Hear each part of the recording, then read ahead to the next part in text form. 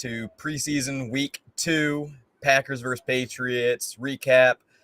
Before we kick this thing off, Dave and myself wanted to take a moment here to send our thoughts and prayers and really everything to Isaiah Bolden with the Patriots. If you didn't watch the game last night, it was cut short prematurely in the fourth quarter due to a head injury with the Patriots player. Took quite some time to get him off the field onto the stretcher, but the great news is that like Dave, you told me a second ago, he's been released from the hospital. He's flying back from the team. It's always one of those friendly reminders just how violent of a game it is that we play. Me and my dad were walking back from Lambeau to Titletown Flats, where we're here right now, and he was talking about how one of his high school buddies had a similar type injury, and they went and visited him in the hospital, and just lets you know that there's more to it than football. And like one of my first thoughts was Jermichael Finley back in 2013. But yeah, we wanted to start it off that way. Patriots, such a classy organization. We agree with the NFL for calling the game short, whether it's a regular season or preseason game. But that said, let's go ahead and jump right into this thing. Dave, it's not a bourbon, but still, it is a drink. The coffee is much needed this morning. Cheers, my bro.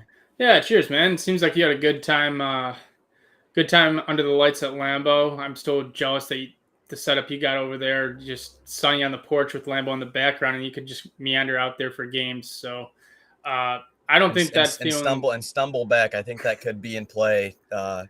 Maybe not. Maybe when you come for that Thursday night game. Yeah, there you go. I'm hoping we can kind of celebrate in Titletown afterwards, but that's for another day. Let's kind of dive into the action of what we saw last night. Small sample size. I'm gonna kind of pack it into 2 nights when it comes to Jordan Love and his kind of camp overall. There's a lot to like there. Dave's state of affairs. I love it. Yeah. So I don't think you can really look at his throws, no matter how small the sample size is, and say he's going to be bad. I think you could throw that out the window. I don't think he's going to be bad just based on the poise, the confidence, the live arm. We'll see down the road what it looks like when he has 400 throws under his belt. But, the throw to Reed is he just spun that thing. And then the throw to Dobbs, even though it was originally ruled out and then overturned, I don't even place that. People are kind of complaining about the throw on that one. I think that's more on Dobbs because Dobbs doesn't give him too much room to fit it in. So that's kind of rookie receiver stuff too. I've been telling you all along, big picture wise, I think his floor is 12th best in the league. And I think his ceiling could be everyone around the NFC looking at it saying, here we go again. Because there's just, even out of the draft, got pegged as the strongest arm talent in that draft. There's just intangibles the Packers look for. There's the Packer way, which people are going to complain about in free agency and how they get young talent and all that stuff. There's one Packer way that's been proven to be successful. Have a Hall of Fame quarterback, draft a quarterback when you don't need one, and let the guy learn behind a Hall of Fame quarterback. Last year in his preseason, I think a lot of us were shaking our heads, and this year it's we might be cooking with something here. And it's not all in Love because we have a super young team around him. So, if you want to try to compare apples to apples of Rodgers in 08 to Love now, it's really apples to oranges because Greg Jennings is on record saying that 08 team could have won a Super Bowl if Favre was still at the helm. There was a mature talent level there, and this team is very much young and everyone growing up. But even, the touchdown to Reed, he hung in the... Dylan made a great block, but he just hung in the pocket. You don't see him, the eyes drifting down to the offensive line, looking to scramble. The dude is standing tall and just saying, I'm going to rip it. He might miss the layups. There's the layup in Cincinnati to Musgrove that he missed over the middle. But, even if you look back historically, Favre, there's times he threw up the ball in the air and you just didn't know if it was going to be picked or touchdown. And then Rodgers had his flaw of 3rd and 2. I'm going to throw a go ball to Lazard instead of hitting Aaron Jones 3 yards in front of me. So everyone has their little flaws, but I think looking at camp and looking at the preseason games, there really hasn't been much to pick on. And if you're going to say the sample size is small and that's your go-to, that's fine. But I think a lot of people were looking to just bury the guy. So you either hate Love because you love Rodgers, or you hate Love because you want Love to be bad because you're a rival of us. But I think you have to love what you see from Love. That's a quote. You have to love what you see from Love. Absolutely. Dave, are you fully on the bandwagon now? I've always been. After family night, I wouldn't say that I was wavering too much. It's just more that I wanted to see the starters play in preseason. Mm-hmm. I think I've seen enough to where they can sit for that last Seahawks game. I'll now side with the floor and say that, hey, you want to mitigate risk and not put them in harm's way. I've seen enough now where Love doesn't have to play a series against Seahawks. Tell you what, I mean, how many episodes are we gonna have to get in here before I like disagree with you or vice versa? Like all those things you said, like I'm like, I don't know if I can really counter any of those points. Like come into training camp practices, I agree with all those things that, and you brought this up earlier this week. After what you've called, which once again I'll agree with, we have 2 home runs so far, and Musgrave. Mm-hmm. I mean, he had 3 or 4 targets on the night. It's reminding me a lot of 2010 with Jermichael Finley. I think the first 3 games he had 30 targets coming out before he got hurt on that Super Bowl year. So it's reminiscent a lot of that. So you said a home run pick. And then number 2 is Jaden Reed, touchdown last night, another home run there. And summing it all up to your point earlier this week, just get the ball in their hands. It's unlike the weapons that we've had these last 5 years. Just find a way to get these guys in space. Doesn't have to be long down the field, but use LaFleur's offense to your advantage. We got a plane flying in kind of on cue here for Packers on the Rocks, but it has to be a lot like that 49ers offense with Brock Purdy. Why can't we replicate that? Yeah, and speaking about the 49ers, I brought this up to you. I can see Love and people in Packers fan base have a different perception of what a great quarterback is, correct? I mean, great quarterback to us is you have 2 of the top 10 quarterbacks of all time. So anything short of that is, oh man, we didn't meet the mark here. But I'll put a really good spin on it. When it was Montana, it went Montana to Young, and then after Young, guess who it was? Jeff Garcia. Jeff Garcia is very underrated, kind of gets swept under the rug a lot in terms of following up those 2 acts. But Jeff Garcia played 10 plus years and went to multiple Pro Bowls.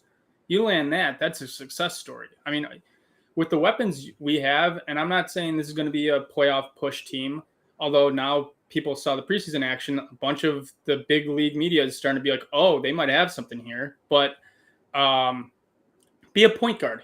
Get it out to Musgrave, let him do action. Get it out to Watson, let him get yards after the catch. You got Romeo Doubs, who's picking balls over the middle with just straight up hands. And then you got Aaron Jones that can lift a lot of the work. He's got guys around them that are young, athletic, fast, and big that can, shoulder the load. I'm not going to buy a Jaden Reed jersey yet because I have my Malik Heath one coming in to 2 episodes back that you brought up. Once again, Dave, you had another great game. But I bring that up to say that I'm fully on the bandwagon of Jaden Reed. I think he's had as fast of a start. Yeah. Romeo Doubs had a similar type camp in preseason last year, it reminds me of. But just like taking a look at our second round draft picks for wide receivers in the past, he's starting as fast as any of those, or faster than any of those guys, besides maybe Greg. Greg was pretty polished coming out in 06, but faster than Jordy, than James Jones, than Randall Cobb, than Devontae Adams. I know it's a different era, and these receivers are coming out much more pro ready, but I'm fully on the bandwagon of Jaden Reed for not only wide receiver 3, but I even think that he could start to take away some of those targets from Romeo Doubs. It's kind of one of those good problems to have. Yeah, the more people you have, it's like there's only one football, and you got a whole basketball team to distribute it to. So the energy level, I don't know, what do you attribute it to? I mean, you get a lot of the older talent out, and so there's a lot of young guys that are just growing together. But you could see that there's an different energy than there was in years past. Whether it's a youth movement or it's not the maybe white knuckle grip of I can't make a mistake because it's Aaron Rodgers watching me. And new leaders stepping up too, giving them an opportunity to step up. But I mean, I think Gutekunst hit a home run the last 2 years because you have Inigbare that as your third pass rusher, he's going to be just a menace. I think Wyatt has stepped into his own. Walker is we'll kind of see where he goes, and then there's a lot of late round steals. I mean, well, you have Watson and Dobbs from last year as well, but then Reed, Musgrave. I'm super high on Brooks. He showed out in the preseason game yesterday too. Looked really good. I thought of you when I saw Carl Brooks with a sack. I'm like, there you go, Dave. Yep. So I'm excited for this team. I don't know if it's going to pan out win-loss record, but there's going to be a lot of exciting plays and a lot of exciting growth for this team. Couldn't agree more. Oh, you're getting me excited. I came barely stumbling into this episode, and coffee's waking me up, and that makes me, I wouldn't say quite want to run through a brick wall, but very optimistic.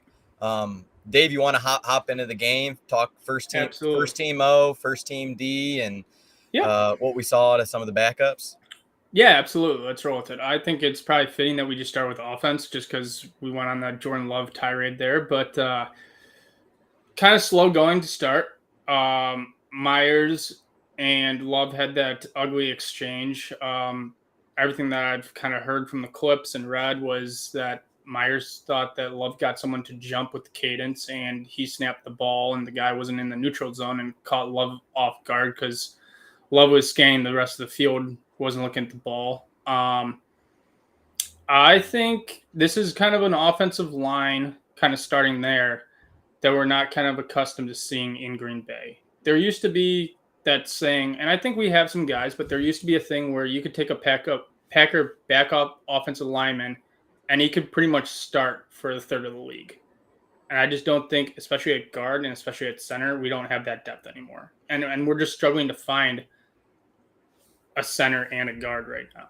Because I don't think you trust Royce. I don't necessarily trust Myers. Zach Tom is a brick wall at right tackle. I mean, the 2 touchdowns Love has had in preseason, Tom just stonewalls him and throws the guy, 6 yards out, and Love has all day on the right side. But is it better to have Tom at center, and then you maybe have Nyman, or you have Rasheed Walker throw in the right tackle? Because Rasheed Walker got the start at left tackle yesterday with Love in. That's high praise because that's your starting quarterback, and you're trusting not Bakhtiari to protect his blind side. Or Nyman. He got the start over Nyman too. Yep. I don't know if that's a tell there where you want to read between the lines. Is he trade bait, or you just want to have him ready, God forbid, if you do have a couple pieces go down and the cupboard gets a little bare. But I think that, and there was a fan sitting next to me who he definitely was on his game. He's like, Rasheed Walker coming out of Penn State, they're like, give him a couple years to develop, and you could have yourself a starting offensive tackle in the league. I thought that was telling. I'm like, all right, they're looking to potentially trade Nyman with that, or because I've always thought that Nyman's been steady Eddie, whether you put him on right, or I even think his better position is left. But we got to worry about center with Josh Myers. I think it's, hey, clean up your snaps and you'll be fine. I really like what he brings to the run game, and I think he's solid in the pass game. But it's like you're already talking about worrying about guard and center. And then we got tackle with Rasheed Walker out there with some moving parts. And I don't want to read too far into it since it's the preseason, but when we have all of our best 5, as LaFleur says, coming back from last season, and there's still a little bit of a shakeup where I'm like, I don't know, what we're going to be rolling out, kind of like last year in week 1. If it's Jake Hansen and Royce Newman, Dave, we may have to terminate the show. This is a year where I think you probably, they say best 5 every year, but they have their positions plugged in. But there's 3 spots up for grabs. I mean, you have Bakhtiari, you have Jenkins on the left, and then you can mix and match from center all the way to the right tackle position. Are you buying into, and this was brought up at training camp practice, that I'm in the camp that this is Bakhtiari's last year? I think you are too. And then there was some rumbles about him potentially getting traded to the Jets with how bad their offensive line is looking. Hard Knocks. Brian Gutekunst addressed it, even though he kind of brushed off Aaron Rodgers getting traded and it still happened. What's your take now on, is Bakhtiari, you think he's playing all 17 games? this season? Is he gone after this year? Are you buying Ooh. into him potentially getting traded before we kick off week 1 at Soldier Field? So he's not getting traded. The money just doesn't line up. If he was gonna get traded, it was gonna be in the offseason because now the cap hit is just massive. I Does he make it all to 17? I surely hope so. I'm not one to.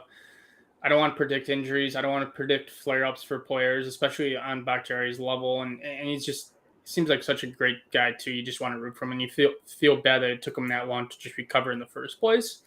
Because then you're just dealing with your health even outside the football field.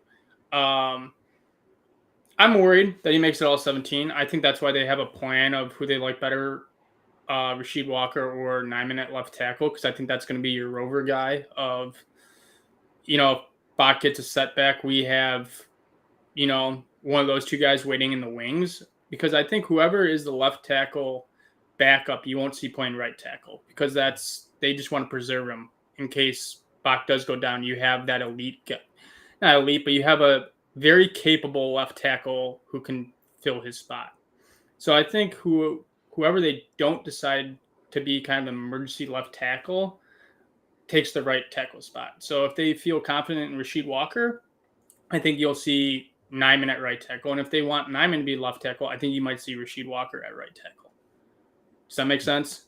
Does, yeah. And with some of the mishaps of Myers, Rasheed Walker could be getting a strong look at right because they want to bump in Zach Tom at center. Even though I haven't seen a ton of snaps out of him at center, but we know he can do it. Yeah, I mean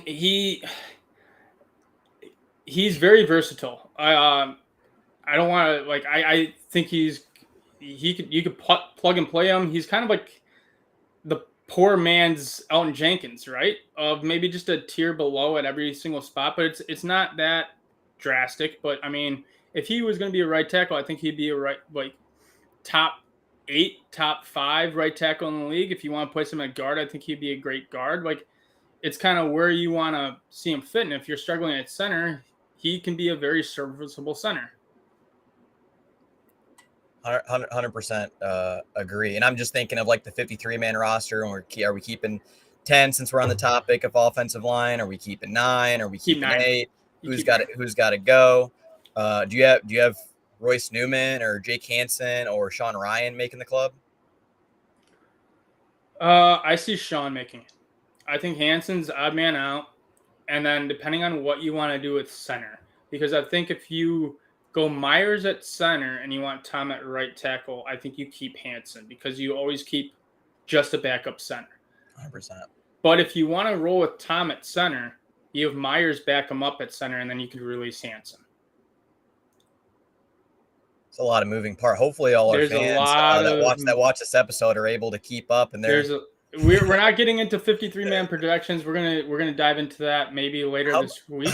One last thing to compliment, since we're talking about trenches on the O-line, I thought Musgrave did really well last night with some blocking. Yes. Patrick Taylor's touchdown run, I think that sprung him free to have some daylight along the edge, that he held the defensive end just enough. And I saw a couple other plays. I think he did more than his fair share. And I know he's not a traditional inline tight end with great blocking skills. Jermichael Finley wasn't either coming out, but I thought he did really well. And then one other thing to compliment, and I don't think we're being homers about this at all, but I like what I saw to A.J. Dillon last night, getting north and south and hitting the hole hard. He was never dancing, I don't think, too much last year, but he was kind of second guessing, I think, at times with some of his reads. But I thought he did a good job of, hey, get the ball and get up north and south in a hurry. And there was some good holes for him there as well. Yeah, going on Musgrave, there's a couple of times I left him on the island on the left side and just said, all right, let's see you go one-on-one with a defensive end or, an edge rusher. And he got pushed back, but he was in the way enough and held his own enough where Love had enough time to throw. The guy wasn't barreling down on him. I wasn't afraid for Love's life. Kraft is going to be a great blocker. There's a lot of good that came from this game and the whole camp as a whole. I think, yeah, just offensive line is just that. Who would have thought offensive line would have been our kind of worry here going into the year? I'm still on the safeties. If you had to address the number one concern heading into week one in Yeah. Soldier, I don't think we have. I mean, if you want to transition to the number one defense, that might Hmm. be a good place to Yeah. start. And this is not being. I mean, to the point of homers, which maybe we've been on that side a little bit the We're past fans. couple of months. Yeah, we're fans. Might be a little bit biased, but this is bringing it back down to reality and calling a spade a spade. Um, Dave, I don't outside of Darnell Savage, and he's got the spot locked down. I think he's at a pretty good camp. We'll see how his tackling is. I'm not sure too much is going to change with that since we don't practice it. I just don't think that's a part of his MO. But Dave, I really don't know who's starting alongside Darnell Savage against the Bears. No one has came out and made a strong case at it and put themselves in position or just stood out, I should say. So I'm with you. I'm worried about Savage first and foremost. He just hasn't put a lot of good tape on for the last year and a half. And then you just kind of run through the list here. Rudy Ford is a special teams ace, but there was times he got burned pretty blatantly last year and kind of this preseason as well. Levitt's another special teamer. I feel like I could just run down the list here, and basically the whole safety position is Bisaccia's guys of special teamers, right? And you know they're going to make the team. He has that much pull. So, and then you go to Owens, which Owens I really haven't seen much of, and the one guy that everyone's paying attention to is Johnson, right? He went from probably 2 weeks ago being a practice squad guy to he's showing enough where they're rolling him in the starting rotation. The Packers are always good for one guy to claim off waivers to bring in. I'm pretty certain it's going to be at the safety position, where they're going to look at the waiver wire. That in tight end, I could see them picking up like a third tight end off the waiver wire. Someone is pretty full at that position. They dump a guy thinking that maybe they could claim him off waivers and bring back to the practice squad, and the Packers scoop him up. So I would look for safeties around the league where guys are going to be cut in the next 10 days, and I could see them bringing in another guy. Bright side is I think we can be top 10 in teams this year. Yeah. I don't know when the last time a Packer fan could be able to say that. So that's the bright side to it. The downside is, yeah, we got a bunch of safeties that are strongest on teams, and at safety, there's some weaknesses there. Like Jonathan Owens last night, he did have a pass deflection I thought was well. There's another play though where a tight end was wide open running down the seam, and the quarterback overthrew him. And he's just looked out of position a couple of times, which, I mean, he's new playbook, so that's going to happen. But I thought when he got a look that he was going to do what he needed to secure that job with Rudy Ford falling down the depth chart. And Anthony Johnson, yeah, he made a couple of special teams tackles last week, as pointed out. But I don't know if it's as much as that he's doing well at safety, or it's more so a product of that no one else wants the job that bad, or no one else is going to do what's needed to be in that starting lineup. So, I mean, not every team is going to be perfect, right? You can look at every Super Bowl team, even from the start of the season, their fan base is worried about one or two positions. The key is kind of covering it up with surrounding talent. Lucky for us, our cornerbacks are really, really deep. Hopefully that kind of has a factor in it. We have fast linebackers, and we have a very deep edge rush group and a very stout kind of defensive line now. Like, we have finally depth, and Kenny has some help, and hopefully them getting to the quarterback a split second sooner kind of masks a little bit of it. I mean, hold on back there. Hold on at the safety group. I'm all for it. I mean, this isn't a fantasy football roster. You can't just pick and choose the top three best players from every position. There's going to be money only goes, you can only spread money so far. So there's going to be holes. And draft too. And yeah, I don't want to even skip ahead of the whole season and be like, hey, guess what? There's going to be football next year where we can draft more guys to the position. I just meant there's too many holes to plug in this draft that we couldn't address safety. And I think they plugged all the holes that they needed to plug. I mean, Safety's always been kind of the cover has been bare since Haha's rookie year. So now we built up the defensive line. We have 5 starting caliber cornerbacks. We can't even get them all on the field. And then Valentine did get brought back down to earth last night, though. I agree. And then you have, especially when Rashawn gets back, you have 4 very serviceable, very high quality edge rushers that can just pin their ears back and go get them. Speaking of that, I actually want to start there because you've been high on this guy all camp, and he's been showing out. Enigbare. JJ, it reminds me of I know I've been deep into Hard Knocks. I think part of us has to be Dave, because we need Rodgers to play 65% of the snaps. We're not going to go full Mark Murphy and be rooting against them, trying to count the L's. So I am. Why wouldn't you? Why wouldn't you? I'll go there. Let's get a top 10 pick. But anyways, I bring that up to say Quinnen Williams, I would say top 3 defensive tackle in the NFL, who just got paid. He in a joint practice against the Panthers, he went over to Aaron Rodgers. He's like, "That's 11 sacks for me on the day." And a lot of these pass rushers and defensive linemen, if they get anywhere close to the red jersey, they're gonna be like, "That's a sack." Not always the case, because quarterbacks can move up in the pocket. They're not just a sitting duck like Tom Brady back there. Yeah, I know that was a shot at Tom. Anyways, JJ, this whole entire camp, he's had Quinnen Williams, not 11 sacks during practices, but at least a couple where you can tell he's getting pressure on the quarterback. You're like, I don't know if that would result in a sack. And then he puts it all together last night. I'm like, okay, good. What I saw at practice was true. This guy is making a major step in his sophomore season, and did a Julius Peppers with a strip sack recovery fumble. Got around the edge in a hurry before the quarterback could bring his arm back too far. There's JJ swatted out. And I'm glad that he's going after the football, because I think we got a lot of edge rushers outside of Julius in the past that are just making sure they can wrap up the quarterback and get him to the ground. But he has that sort of wherewithal to knock the ball out. Ball took a nice bounce his way, and he was able to recover on it. But yeah, JJ Enigbare, oh my gosh. I mean, 2 sacks there. Bengals game, I thought he got made a pretty big impact on the quarterback too. And it's like cornerback. You got to find a way to get him on the field. And I don't want to make too much of a bold take. And I think it's Preston Smith being in year 10 now. And I wouldn't say he's going to coast through training camp, but he's going to do what he needs to get ready for the season. It's not like that he needs to get sacks. I could see him spelling Preston Smith quite a bit, maybe getting into some of his snaps before Rashawn comes back. I see. Or I'm sorry, I should say when Rashawn comes back, JJ will take some of those Preston snaps. I could see it being a case where Preston starts slowly becoming odd man out. Because you have Van Ness, you'll have Gary coming back. They like Enigbare a lot.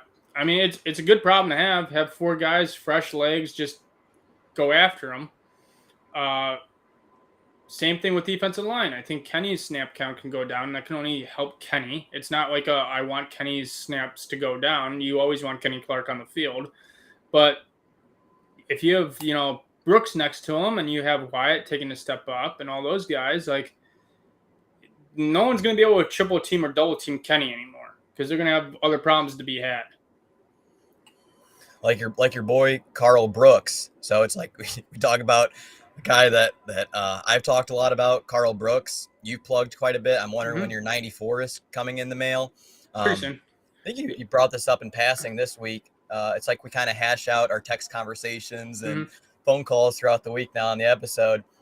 Did you say he's like our new Dean Lowry, but better? He's a new and improved 94 for the Packers. So I thought that originally, but now that I'm seeing him, Dean never had that explosive move, and Dean never had that pass rush ability. Like, I'm seeing him just get through guys and get into the backfield. And that run stuff, tackle for a loss, is a perfect example of it. Yeah, Dean showed it a little bit, but Dean was much more, I'm going to hold the line of scrimmage and just eat up blocks, and hopefully the guy falls into my lap. Carl Brooks is much more explosive.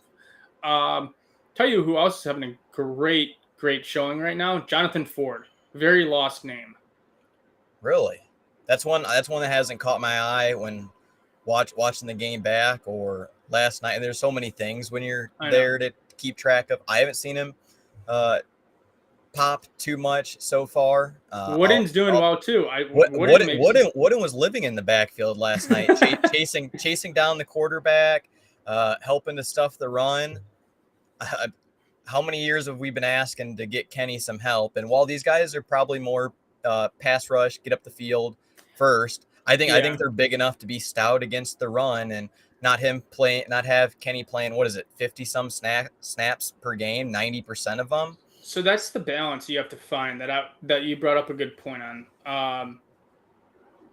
You love to have pass rushers, but you do want every single guy to be a pass rusher. I mean, you need someone to be kind of somewhat stout at the run. Now, Jonathan Ford doesn't bring much to the pass rush game, but he's pretty stout against the run. I think Wooden and Brooks make the team. Obviously, Clark's on the team. Wyatt's on the team. I mean, that's 4 right there.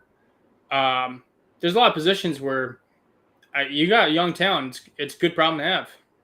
The only downside to that, though, is, and hopefully, that Jonathan Ford can be more of that run stuffer, is I think TJ Slayton's maybe only good for like 20 to 30 snaps per game. He's kind of like the grave digger. He's going to exhaust after a while. You got to keep him fresh for the fourth quarter. And then when he's out, who's our nose? Are we kicking Kenny inside to take on those doubles, or is Ford going to be at nose? Because I'm not sure if Wooden or Carl Brooks can be able to hold down the fort on those rundowns. Yeah, that's a good point. I think you'll see a lot more Kenny Clark as not on a traditional D end.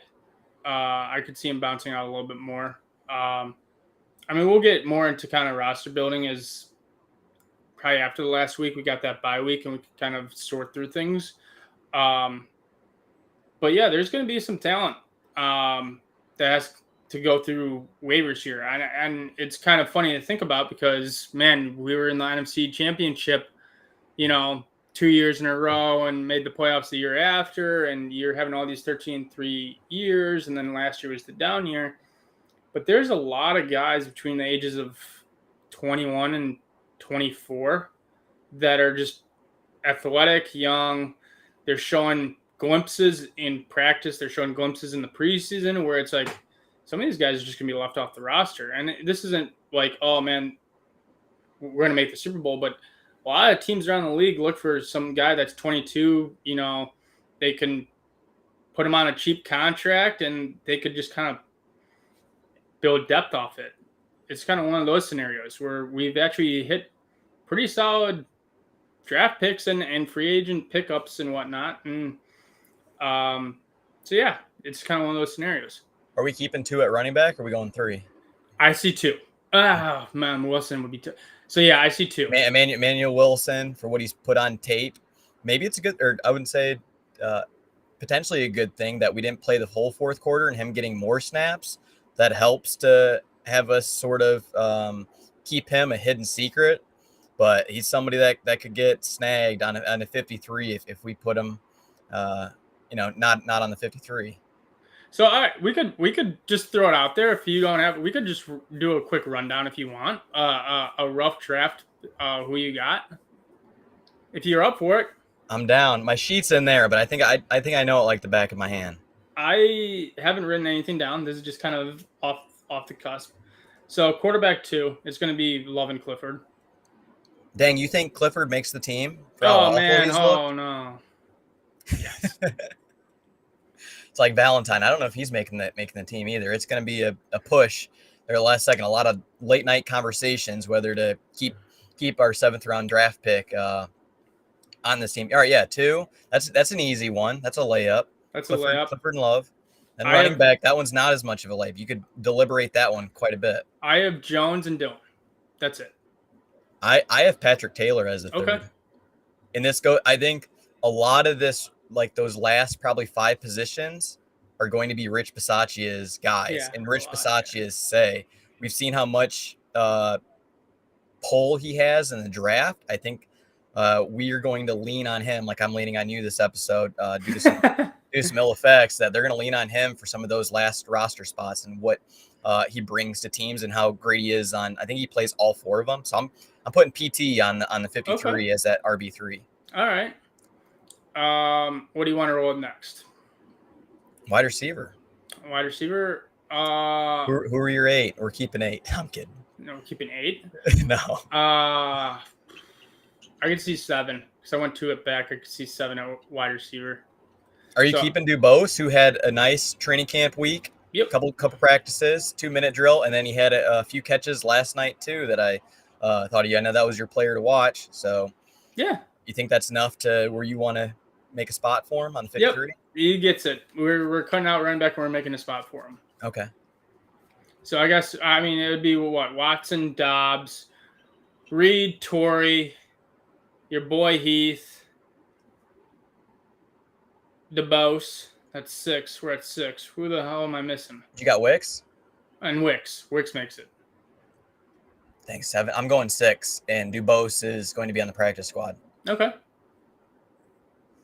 How about tight end?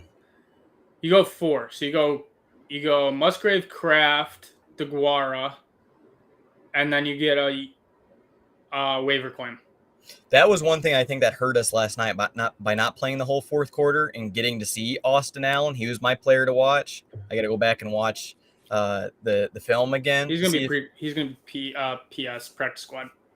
Most likely, because I thought the fourth quarter would have been his to make a few grabs. He had a punt block in training camp, but we didn't see enough of him. Where I think it's kind of we need to hit the pavement and see what's out there for blocking traditional tight ends.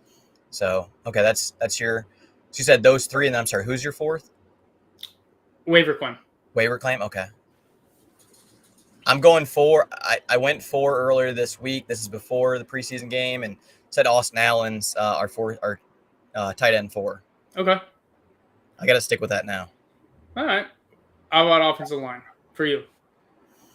We'll go Elda R, Bakhtiari, Jenkins, Myers. I think he still is starting spot at center. I mean, that's irrelevant for 53, but Myers, JRJ, and then Tom. And then 6 and 7, we'll go Nyman, Rasheed Walker, Caleb Jones. I like your point earlier about Jake Hansen, but I don't think I put him on my 53. Does that put me at 8 or 9 for offensive line? Are you going Hansen for 53 or no? I didn't earlier this week, but I still had one spot up for grabs. Well, you're at 8. You're at 8 with Hansen. 8. No, you're at 9 with Hansen. You're at 9 with Hansen. I know we at least need 9 offensive linemen, right? Yes. There's no way we're going only with 8. Okay, fine. I'll use my last spot on Jake Hansen. Okay. All right. Any contrast? Yes, lots. So I like it. This show needs more of that. So you go Bach, Jenkins. And this isn't like I'm kind of going through the starters, but I don't know if Myers is going to be a starter. But I'll depth chart. Okay. Bach, Jenkins, Meyer, JRJ, Nyman. Then you go Walker, Tom. Walker, Tom. Who am I missing? Okay, so then you go. You got Caleb Jones. You go Caleb Jones, and then a lot of guys that people aren't hearing about is he got injured, but I don't think they're gonna put him on the 53. Then they're probably gonna IR him. Is Totoa. I probably butchered his name, but that's the dude they like a lot. He's like this Tanufa or Tanuda, something like that. Yep. So I'm going 9. Okay, you're leaving Sean Ryan out. Oh, and Sean Ryan. I'm sorry. I'll go 10. I'll go Sean Ryan in. He's looked really good on one-on-ones. I know. And owned some of those drills, but I don't think he's put good tape on for the first 2 preseason games. But hey, he's a what, 3rd-round pick for us? So yeah, that can keep him on. And it takes some guys longer to develop. I think I said this last night. It took Marco Rivera into like his 3rd or 4th year to form into the Pro Bowl all-pro player. Not to say that he's the next Marco Rivera, but show that it takes some of these guys a little bit longer. So I have 25 on offense. Okay. That's what I want. Does that give me 25? I think you're one short. I think you're at 24 because you went. No, we went what? No, yeah, you might be because you went 3 backs. You went one more. Yeah, one more offensive lineman. And I went 1 offensive line, and then you went 1 less receiver. I think you're at 24. Okay. And then, all right, so let's flip to defense. Do you want to go DBs to front, or do you want to go front to back? Cook's choice. I'll leave it up to you. Let's do front seven and then back. Okay. You want my Yeah, guys start with with their hand in the dirt? Want to do hands in the tackles? dirt. Hands in the Okay. dirt. Kenny, Wyatt, TJ Slayton, Carl Brooks, Colby Wooden. I didn't put Jonathan Ford on there. Am I missing anybody? That's 5. That's fine. That's all I had on my 53. Okay. I think you need a 6. You definitely I think need I a go 6. 6. I think the I'm a little bare I at some think my big at some changes I position have groups. Jonathan. It's those 5. Then I add to Jonathan Ford. Okay. That's going to be my waiver claim. So I got How about 6. that? Go for if you have a defensive line waiver claim, go for it. Then I have, I guess, linebackers as a whole, right? Yeah. Go inside out or outside, whatever. Whatever you want to do, but I have Preston, Gary, Anikbare, Van Ness. Do I want to add another one? I think you're pretty good there. You're not going to put Hollins or Cox? Hollins makes it. I think Cox gets left out. I had Cox on my 53. And then you go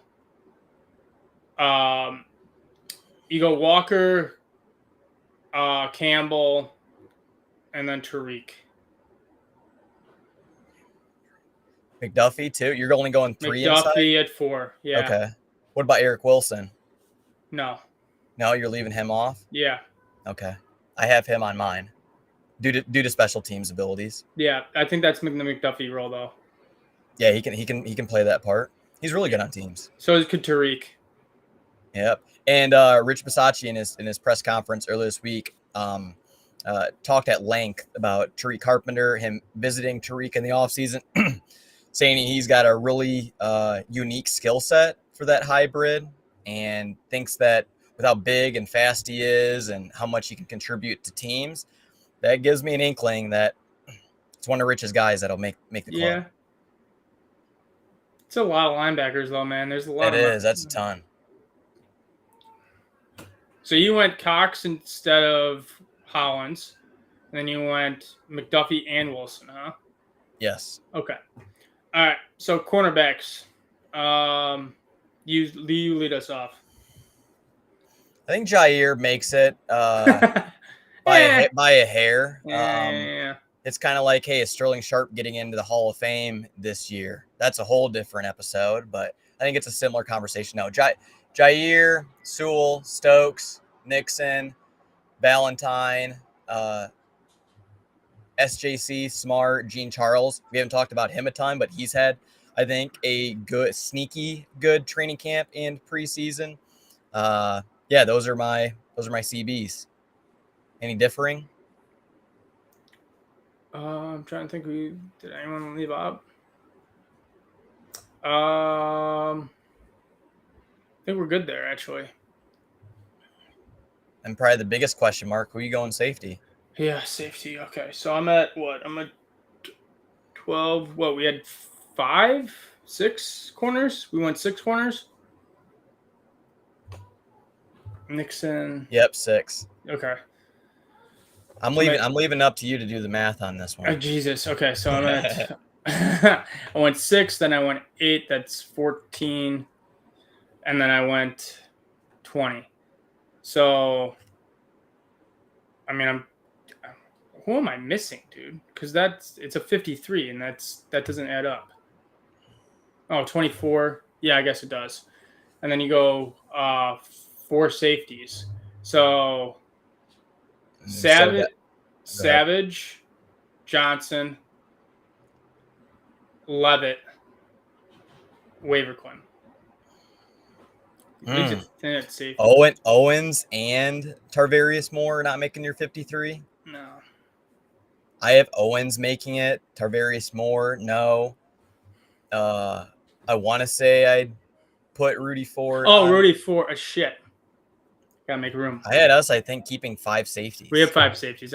Hopefully my math is right. Levitt's in.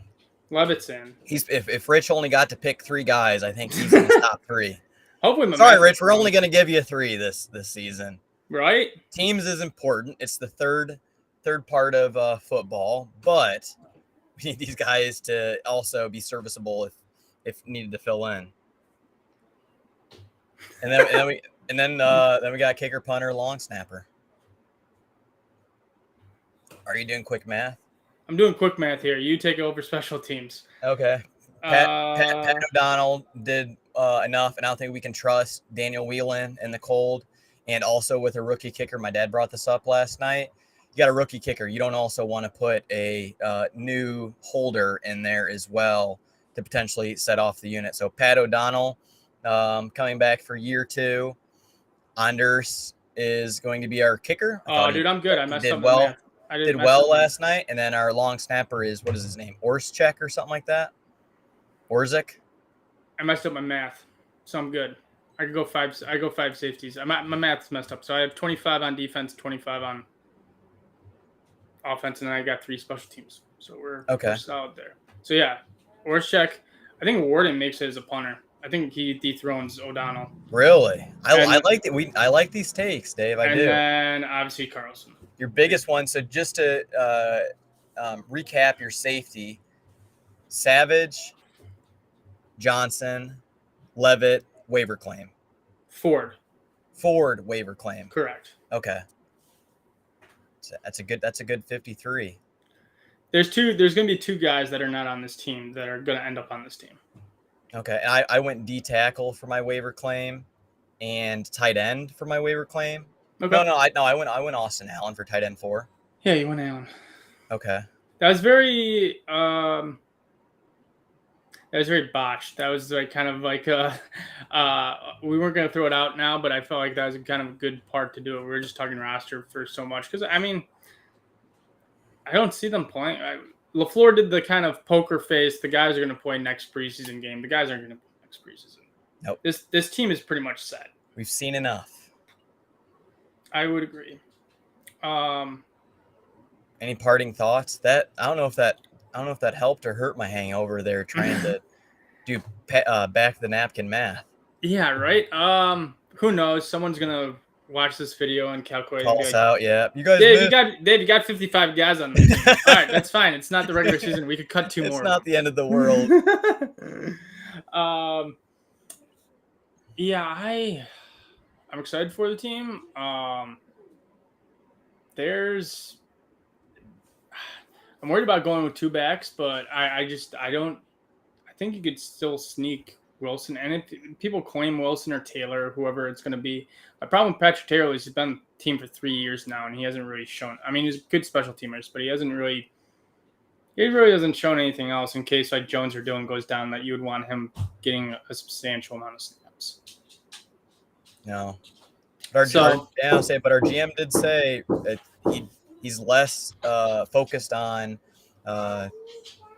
getting carries, but more focused on teams and pass pro, which he's excellent as. Even though I'd probably part more on your side and say that, let's get a running back 3 that brings some dynamic ability. God forbid Jones gets dinged up. A.J. Dillon's a stallion workhorse, so I don't see him going down. But yeah, you got to prepare for that. And out of all those backs, I still think Tyler Goodson brings more than anybody else to the table with everything that he can do.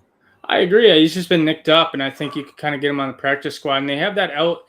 The thing with going with 2 backs on the 53 now is they have that exemption where you can call people up 4 different times now. So you could just call someone up and be like, okay, here, we need a back for this game.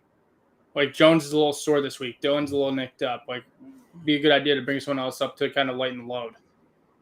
The rules for rosters are way different than 5 years ago. And you go from 90 to 53 in one day compared to years prior when it was 90 to 75 and 75 to 53.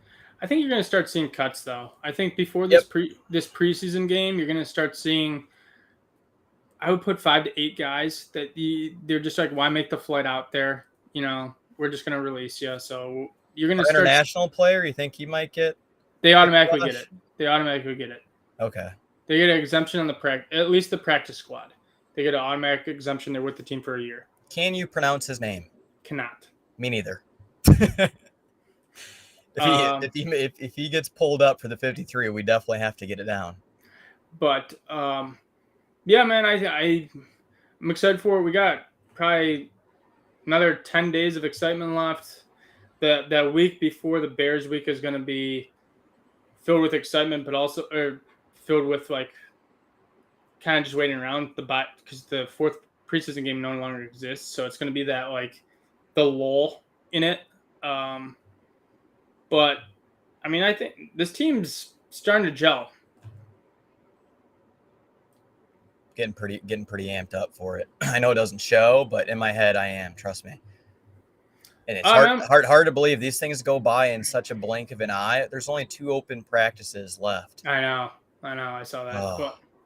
But well, if you're going to go to the 2 practices, enjoy it while it lasts, and we'll pick up again next week, and maybe take kind of a little bit of a deep breath, regroup, and then we'll be back for Bears week.